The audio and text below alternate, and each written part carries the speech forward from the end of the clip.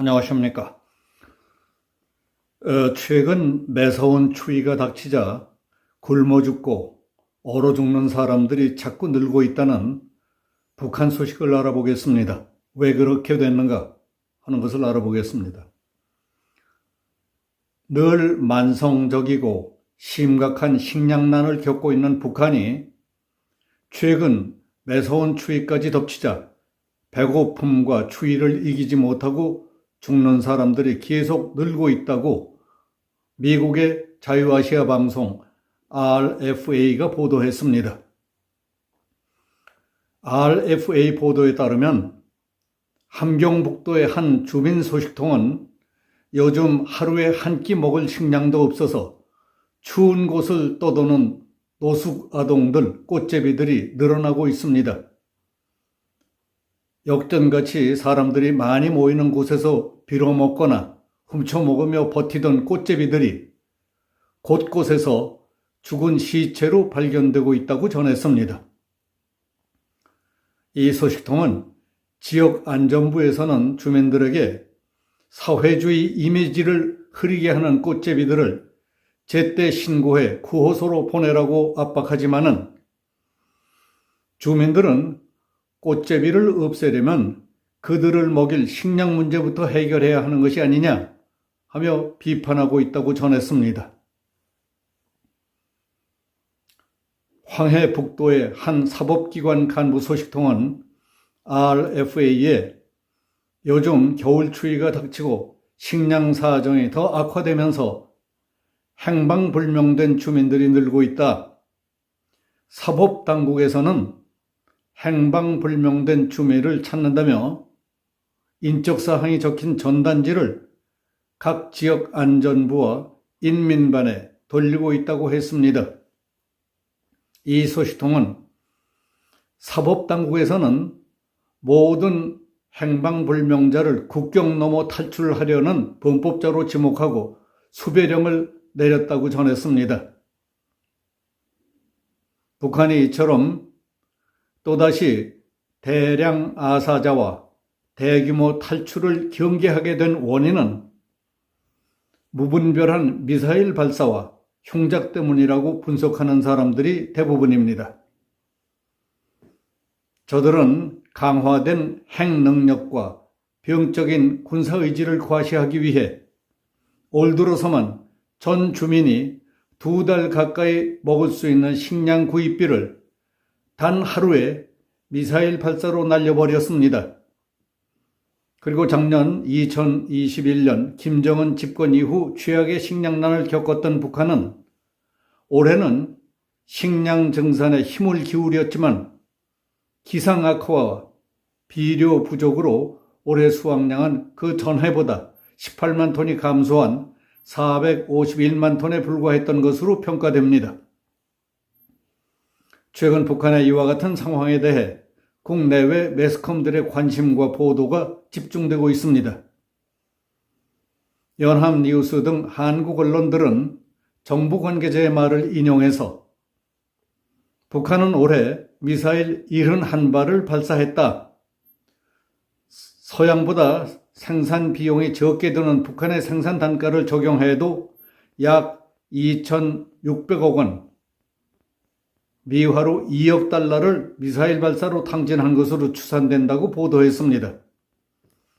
이는 쌀 50만 톤을 살 수 있는 금액으로 북한의 모든 주민이 46일 동안 먹을 수 있는 양이자 내년 북한 식량 부족분 80만여 톤의 60% 이상을 충당할 수 있는 규모라고 말했습니다. 북한이 미사일을 한 발 쏘는데 40억 원 정도 드는 걸로 추산한다면 하루에 25발을 쏜 지난 11월 2일의 경우 단 하루에 1,000억 원 이상을 날려버린 겁니다. 11월 2일 새벽부터 10시간 동안 북한이 발사한 미사일 가운데에는 단거리 탄도미사일과 지대공 미사일이 있었지만은 그 다음 날인 11월 3일 추가 발사한 3발 중에는 한 발에 1,000만 달러, 우리 돈 142억 원에 달하는 장거리 탄도미사일도 포함되어 있습니다. 미국 랜드 연구소는 단거리 탄도미사일과 지대공 미사일도 한 발에 300만 달러, 우리 돈 42억 원에 가까운 비용이 들기 때문에 11월 2일 하루에만 북한이 미사일 발사에 쓴 돈은 약 7,500만 달러, 우리 돈 1,000억 원가량인 것으로 추정된다는 겁니다. 거기다 11월 3일 장거리 미사일을 포함한 3발까지 더한다면 북한은 지난 11월 초 단 이틀 동안에 1,300억 원을 허공에 날려버렸습니다. 이것은 북한이 코로나19 이전인 2019년 한 해 동안 중국에서 사들인 쌀 수입액 7천만 달러를 훌쩍 넘는 액수입니다. 코로나로 인한 국경 봉쇄 이후 쌀 수입액은 이보다 크게 줄어서 북한은 현재 극심한 식량난에 시달리고 있습니다. 주민들의 당장 먹거리보다 무기 개발과 대남 도발을 우선하고 있는 북한 정권이 반인륜적이라고 지탄을 받고 있는 이유가 바로 거기에 있습니다. 북한은 지난 11월 초에 있었던 이틀 동안의 최대 규모 도발과 관련해 북한 주민들이 보는 노동신문에는 한 줄도 보도하지 않았습니다. 그 이유는 주민들은 춥고 배고파 죽어가는데 무기놀이에 심취한 김정은에 대한 반발을 의식하는 것 같다고 분석됩니다. 이런 상황 등을 고려한다면 내년에 예년 수준의 곡물을 도입한다고 해도 수요량 대비 80여만 톤이 부족해서 식량 수급 불안정이 계속될 것으로 전망된다고 합니다. 미국 농무부는 지난 9월 국제식량안보 평가보고회의에서 북한의 올해 식량 부족량은 작년보다 17만 톤 많은 121만 톤에 달할 것으로 전망하며 북한 주민 10명 가운데 7명이 식량 부족에 시달릴 것으로 전망했습니다.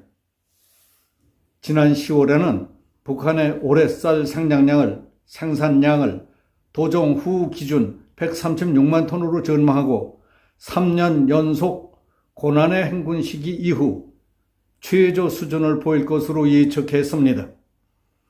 이와 같은 한국과 미국 정부의 분석은 국경을 3년 가까이 봉쇄한 북한 정권의 비정상적인 정책 때문에 빚어진 인재라는 지적이 국제사회에서는 지배적입니다.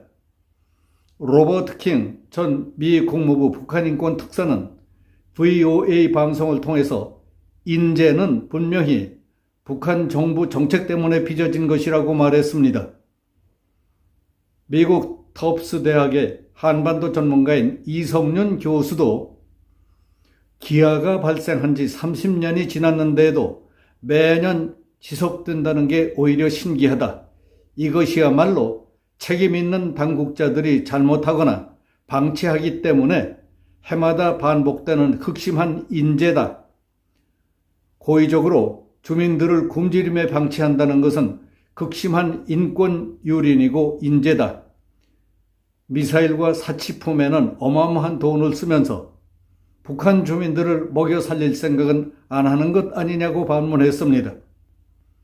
미국에 사는 탈북민들은 김정은이 북한 전 주민이 46일 동안 먹을 식량값을 미사일 발사에 허비해버렸다는 한국 정부 관계자들의 발언에 대해 격앙된 반응을 보이고 있습니다. 린다 토머스 그린필드 유엔 주재 미국 대사는 지난 9일 유엔 안보리에서 비공개로 북한 인권 상황을 논의한 뒤 성명을 통해 북한의 억압적인 정치적 분위기는 북한 주민들이 심각한 경제적 어려움과 영양실조 등으로 고통받는 상황에서도 자원을 무기 개발로 돌리는 강압적인 통치 체계를 가능하게 한다. 최악의 침해자 중 하나는 북한 정권이라고 비난했습니다. 이상 북한이 무리한 미사일 발사로 대량 아사자가 또 발생하고 있다는 소식을 전해드렸습니다. 여기서 마치겠습니다. 감사합니다.